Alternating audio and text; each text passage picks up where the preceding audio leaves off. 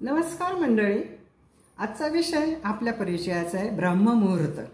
ब्रह्ममुहूर्त हा 48 मिनिटाचा कालावधी आहे। सूर्योदयाच्या आधी 1 तास 36 मिनिटाची ही वेळ असते आणि हा रात्रीचा चौथा प्रहर असतो। हिंदू धर्मात धर्मग्रंथ, वेद, पुराण आणि आपल्या ऋषीमुनींनी ब्रह्ममुहूर्तावर जागरण केल्यास लाभदायक ठरते असे सांगितलेले आहे। या ठिकाणी सौंदर्य, शक्ती, बुद्धी आणि आरोग्य यांचा संगम होतो आणि पूर्ण दिवस ऊर्जेने भरलेला राहतो।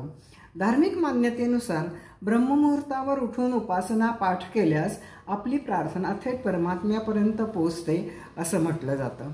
ब्रह्म म्हणजे देव आणि मुहूर्त म्हणजे वेळ, म्हणजे देवाची वेळ, रात्रीचा शेवटचा प्रहर। हा प्राचीन काळी ऋषी मुनी ब्रह्ममुहूर्तावर ध्यान करण्यासाठी सर्वोत्तम वेळ मानत। धार्मिक शास्त्रानुसार ब्रह्ममुहूर्तावर केलेली देवपूजा लवकर फळते, त्या काळात झोपणे निषिद्ध मानले आहे। ब्रह्ममुहूर्तावर देव व आपले पूर्वज आपल्या घरी येतात, त्यामुळे आपण उठलेले असल्यास आपल्या घराची प्रगती होते असा एक लोकापवाद आहे। जेव्हा एखादी व्यक्ती ब्रह्ममुहूर्तावर उठते तेव्हा वातावरणात पसरलेली सकारात्मक ऊर्जा त्या व्यक्तीच्या शरीरात प्रवेश करते व त्याचे मन स्वस्थ राहते आणि त्याने केलेले ध्यान सर्वोत्तम ध्यान ठरते। शारीरिक शक्ती वाढते, सहनशीलता वाढते आणि जीवनात ती व्यक्ती यशस्वी होते। वाल्मिकी रामायणात ब्रह्ममुहूर्तावर एक उदाहरण दिलेलं आहे।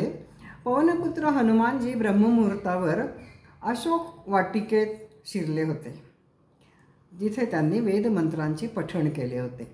ब्रह्ममुहूर्त व निसर्ग यांचा फार जवळचा संबंध आहे।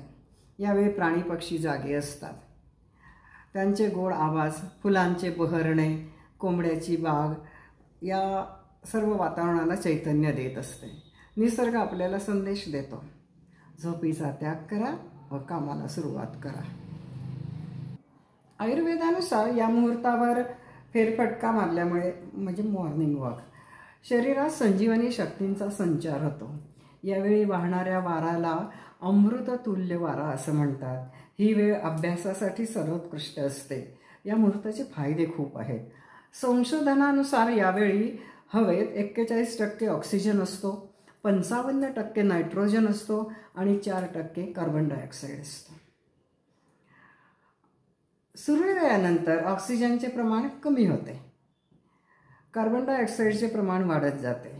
या काळात ऑक्सिजन जास्त मिळाल्यास ऑक्सिजन आणि त्याच्या जोडीला ओझोन जास्त मिळाल्यास शारीरिक व मानसिक स्वास्थ्य लाभते। वर्णम कितीम मतिम लक्ष्मीं स्वास्थ्यमायुष्य विदन्ति ब्रह्ममुहूर्तो संज्ञा प्रच्ची वा पंकज तथा विदन्ति असे शास्त्र सांगते। धन्यवाद। लाईक करा, शेअर करा, सबस्क्राईब करा।